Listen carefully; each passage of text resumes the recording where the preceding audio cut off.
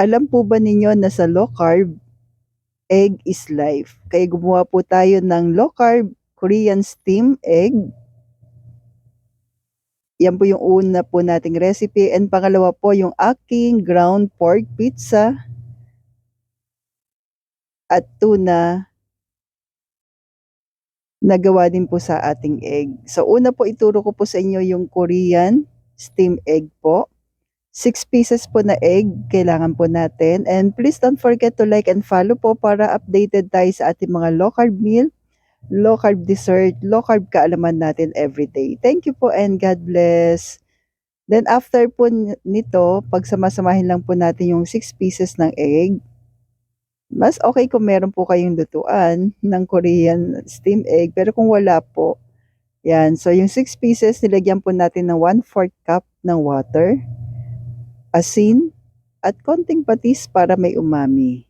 So kung wala, pwede naman po sa kaserola, yan. Pero yung medyo makapal, mas okay. Kasi madali po masunog. Then scramble mo lamang po. At doon nga po pala, bakit nga ba lagi may egg? Siguro mapapansin nyo, lagi na lang may egg. Kasi ito yung source ng protina na budget meal lang talaga. So, scramble natin, binuksan natin yung kalan sa mahinang apoy. Then, nahalo-halo po natin. Huwag po natin bibitawan po. Halo-haluin hanggang sa medyo maluto na po siya. Then, add ka po ng cheese sa ibabaw. Optional po, pero mas masarap po siya talaga. So sa umpisa, lagi mo pong hinahalo. Kapag medyo malapit na maluto, sabihin na natin medyo konting nabubuo na po siya, then add cheese. Tapos takpan mo po. Yan, mahinang apoy lamang po. Then, meron ka na pong Korean steam egg. Ang bilis, di ba po?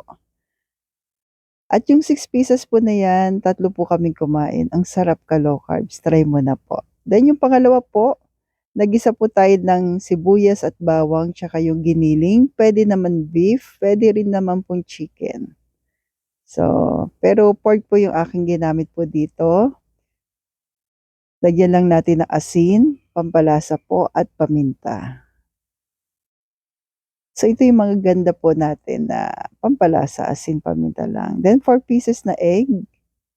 Scramble mo lang po, lagyan mo rin ng konting asin at paminta. Then, yung giniling isama mo na po sa egg. At lutuin na po natin sa non-stick pan. Non-stick pan po natin. Yan. Then, takpan pa mandali po. After nyan, baligtarin mo na ka low carbs. Di ba po, ang dali lang. Ang dami natin pwedeng gawing recipe pagdating sa egg. At ang maganda po dito, pwede na po ito pang first meal. O, di ba po, meron ka na pong pork pizza. Then, balik lang po natin para maluto naman yung kabila. Ilang minuto na lamang po, meron ka ng pang first meal. Lagyan mo lang ng sugar-free ng ketchup po. Tomato ketchup ng Grindahan. Okay na okay. Then, yung ating pangatlo naman po, magigisaw naman tayo ng sibuyas, bawang, konti, at yung tuna.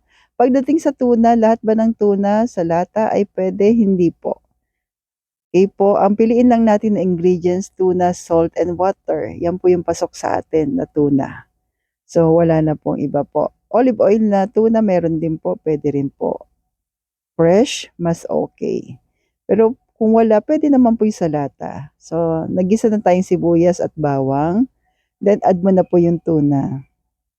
Basta po maging mapanuri pagdating sa tuna. Ingredients lamang po, tuna, salt, and water. So, yun lamang po yung pwede sa atin. Ito ay sa lata po. Kaya nga po, pwede siya sa atin. Kasi ang ingredients lang naman niya ay salt and water. Then, naglagay po ako ng konting asin at paminta.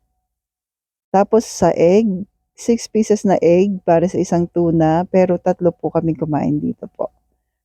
Kasi yung tuna po na salt, pepper, water lang po, ay napakarami yan po. Tama-tama lang po. Pero, kung gusto niya masiksik sa tuna, mga 3 tuna lang okay na. Kung isang tao lang po.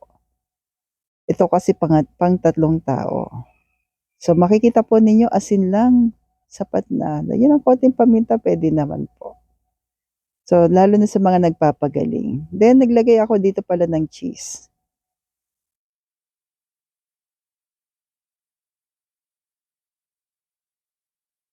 Then, gano'n din po, pipirituhin lang natin sa non-stick po na pan. So, dito this time, hindi naman pam-pizza yung ginawa ko po. Iro-roll mo lang siya.